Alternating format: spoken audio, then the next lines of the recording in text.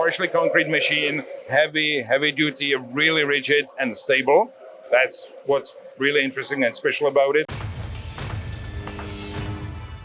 Welcome back to MTDCNC, my friends. I got my buddy Pavel up here, and we're going to talk Trimill. Now, I look a little short right now, which is kind of true on a normal basis because I'm not that big. However, this machine is massive, so I'm going to go join Pavel. I just kind of want to show you guys the depth and the size of this machine. So come on, let's talk to Pavel. Pavel, we're talking Trimill today. We're talking a huge machine, but you have an array of machines as well. For the audience watching who wants to learn immediately what the differences are on this fantastic machine, where do you think some of those highlights of Trimill really accentuate the industry and a potential customer who might be interested in purchasing one?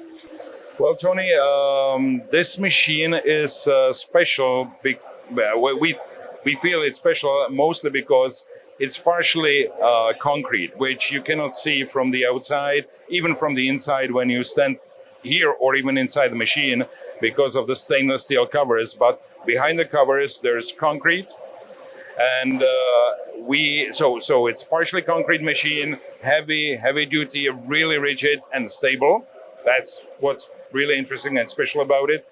And our way how we make the cross beam, the top part that moves on top of the concrete sidewalls, is again really special. We call it box in box.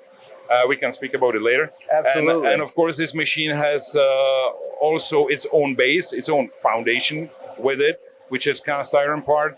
So it can be actually mounted and attached to flat floor anywhere in our customers' factories.